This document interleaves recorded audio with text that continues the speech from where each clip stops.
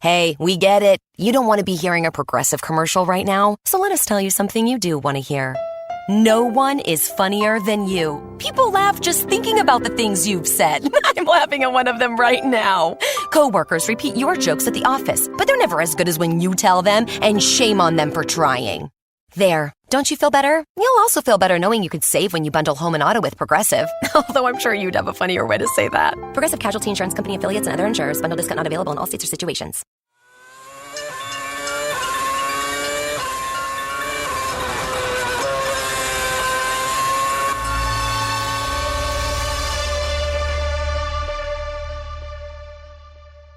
Good evening, ladies and gentlemen, and we're back. I think we keep saying this all the time. We're still waiting for Rishi Kapoor, and Mithila Mehta is with me alongside. Hello everyone, it's great to be back. Thank you so much for all your listens and appreciation on my first debut episode on the Inside Line F1 podcast. And I'm sure you guys are going to enjoy this episode as much. Mithila, I know you listen to a lot of our podcasts, which is why you're here in the first place. But do you recollect, there was this one podcast where I actually spoke about two things that Formula One chases almost on an everyday and night basis. First is money, because it is a very money-driven sport.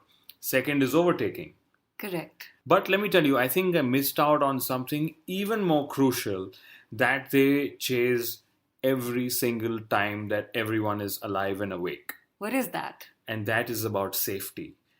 F1 is in a relentless pursuit for safety and to make the sport as safe as possible. Indeed, Kunal, and I think the last few days have been extremely bleak for the entire motorsport community. We've had the news of the passing away of Jules Bianchi come in, and it's been just absolutely heartbreaking. I think from everything we've known and heard of the man on and off the track, extremely talented and extremely nice person is what I hear. And Kunal, tell me, you're one of the few people I know who's actually worked with Jules Bianchi. Yes, so very brief moments of work that we've done, if I remember back in Singapore 2012. One of the few drivers who would understand the commercial as well as the media requirements of a Formula One driver's job. Absolutely down to earth, and so much so that I remember we discussed racing, and he was a test driver with Force India back then. Correct. But coming back, while we are all upset about the news, and while I personally have given a lot of brickbats to Formula One for being all over the place, the one aspect where they've been spot on is about safety, which, like I said before, is always improving. So we need to really applaud them in their efforts. Absolutely.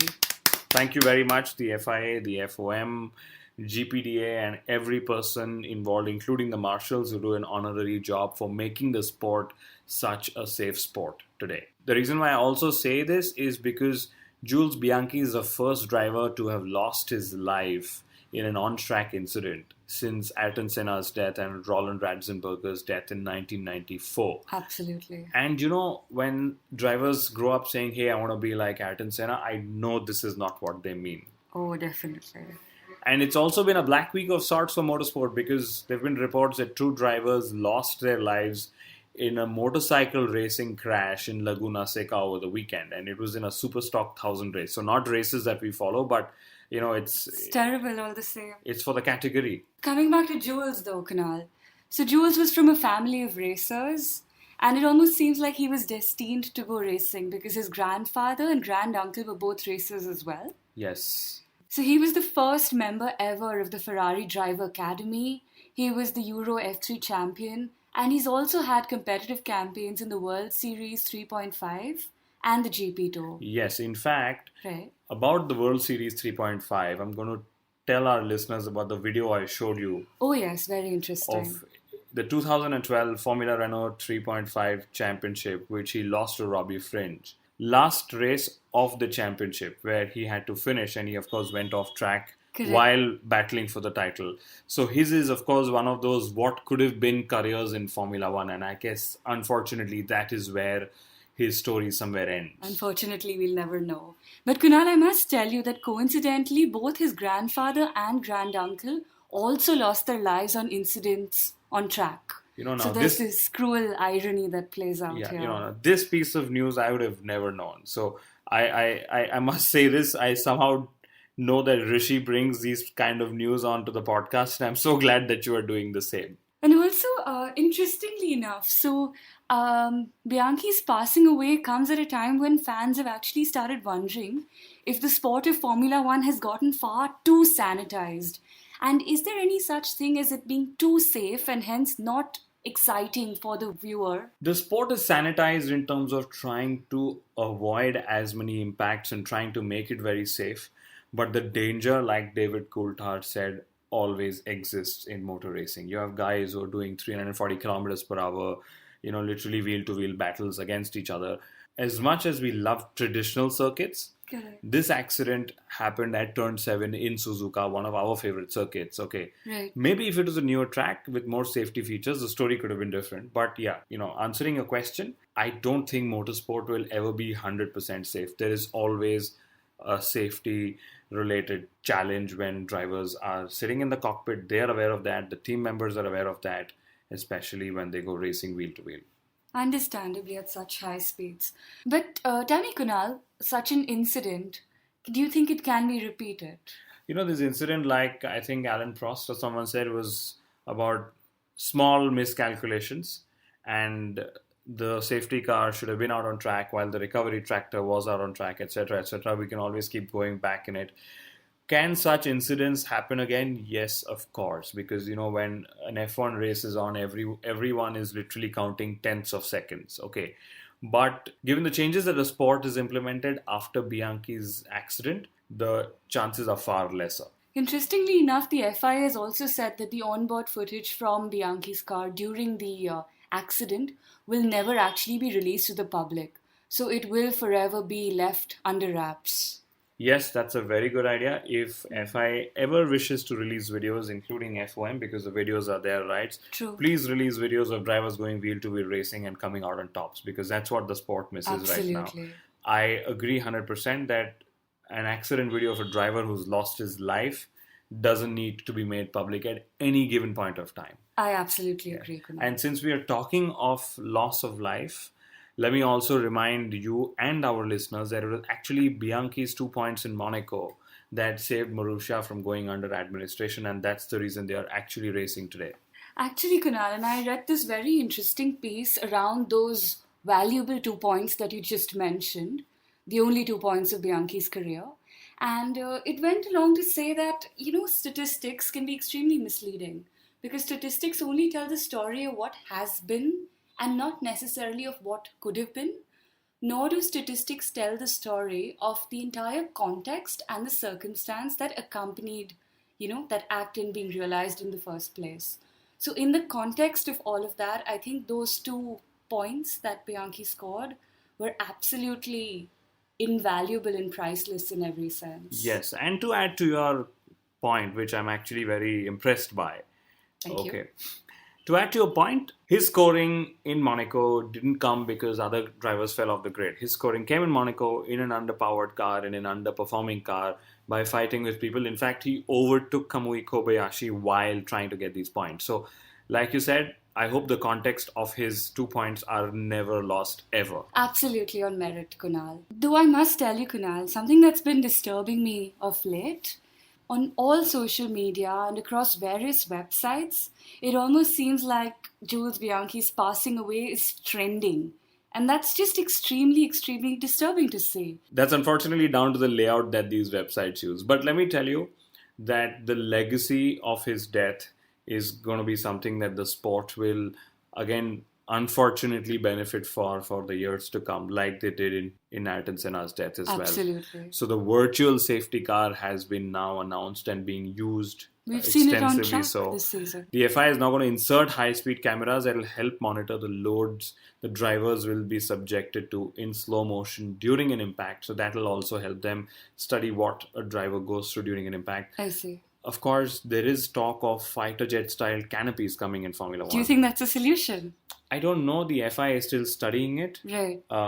It doesn't seem like it will be. Traditionally, Formula 1 has always been an open wheel single-seater championship. Covering it WEC Le Mans style probably takes some visual appeal of the sport away.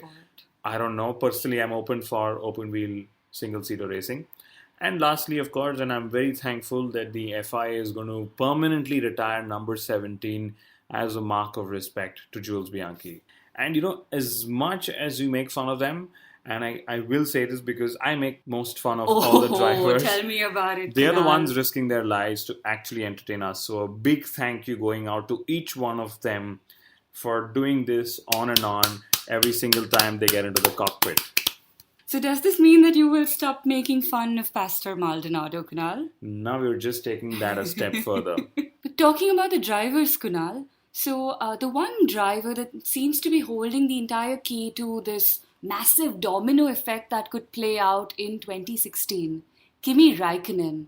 So we've all been seeing these clues that have been cropping up, about his imminent retirement from Ferrari or moving out to another team.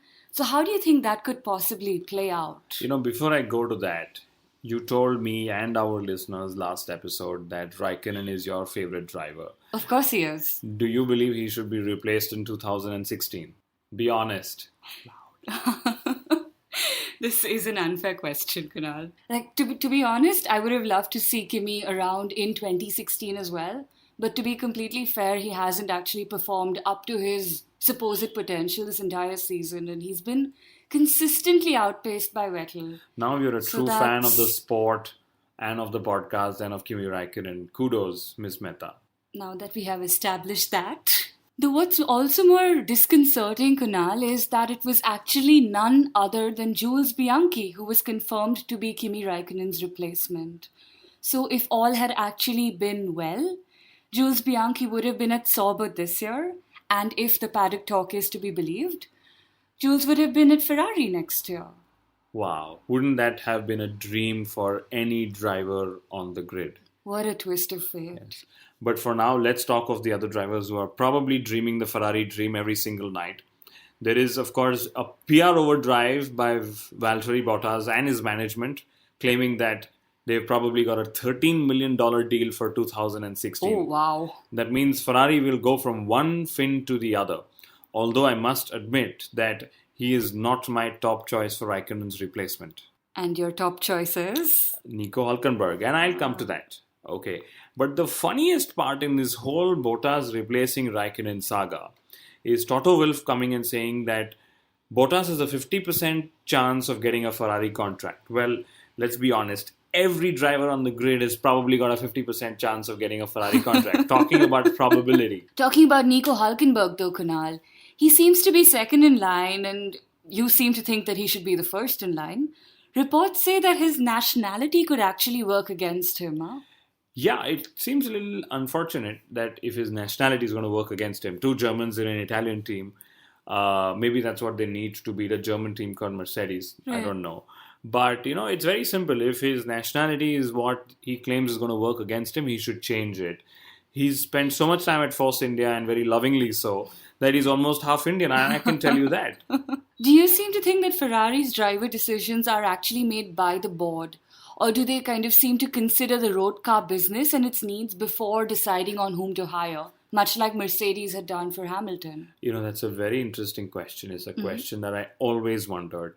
And I believe that Ferrari are slightly more emotional than logical when it comes to making their driver decisions. Okay. They care more about the Formula One business because that is their key marketing and media business than about the road car business in terms of a driver choice. Otherwise, listeners are going to lash out at me for that statement. Having said that, I just hope their emotions take them towards another German called Nico Hülkenberg.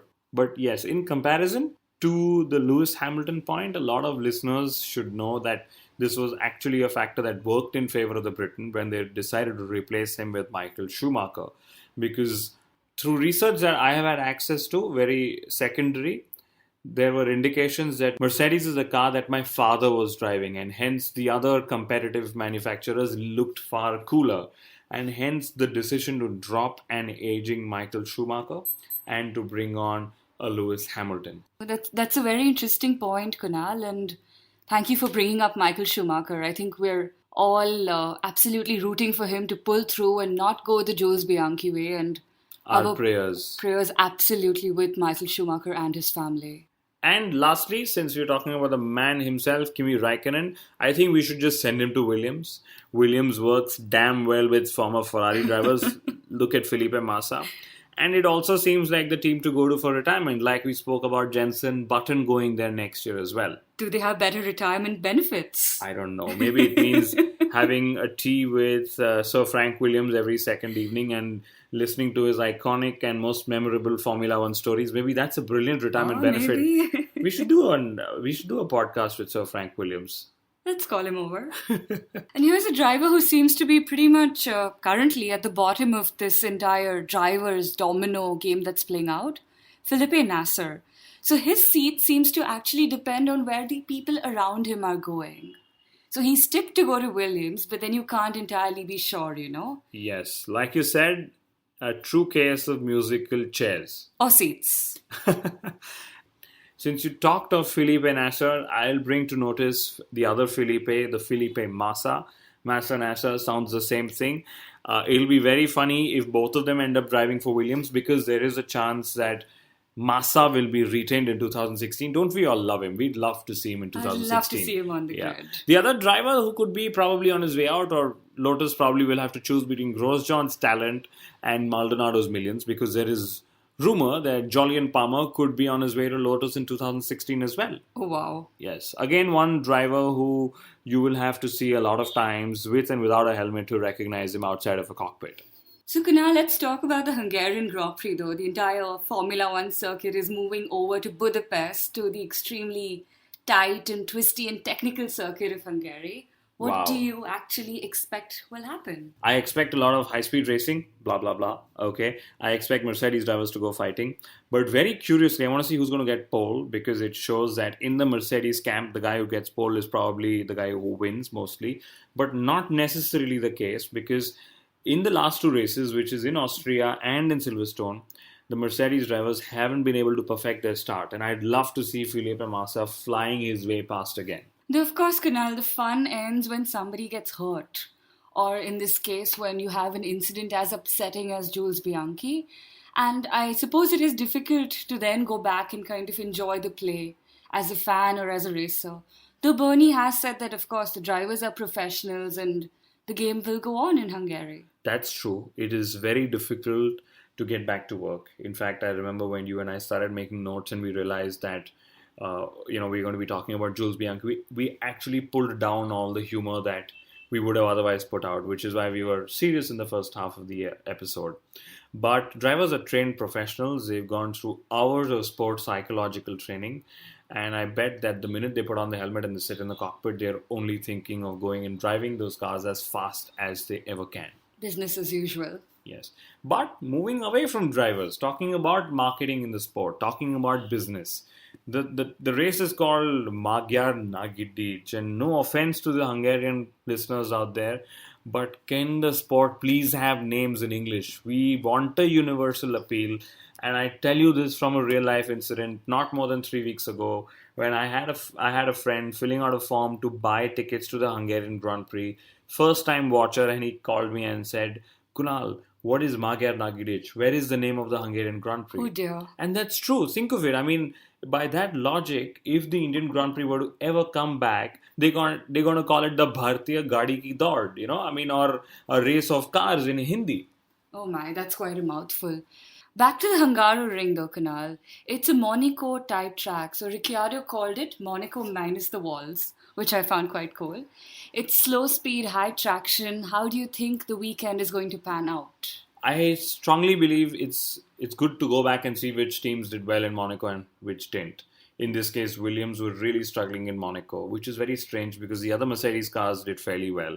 I expect Mercedes to take the top 2 slots. I hope it's Rosberg over Hamilton, purely because we want a challenge in the championship, not because I am anti-Hamilton. I repeat, I expect Ferrari to pick up the rest, and I expect Red Bull to complain about Renault again. Although the Renault power loss, so to say, will somewhere be adjusted in the deficit, or so I hope. McLaren? Ouch. Now, about McLaren, they may just top the timesheets from the bottom again, because the joke is on McLaren. That's it. Thank you very much for joining me on this podcast again, Mithila. Thank you very much. And before I end, a lot of places to follow us on: Facebook, Google+, Twitter, SoundCloud. And for all those who noticed and for those who didn't, we've reduced the sounds of our engine in the opening and closing link to adhere to the modern power unit regulations. But before that, a big thank you to our listener, John W., for writing into us and letting us know that the sounds were excessively loud and probably ear damaging. We joked about the fact that here's the Formula One fan who doesn't like loud engine notes. But guess what? He was right. Adios.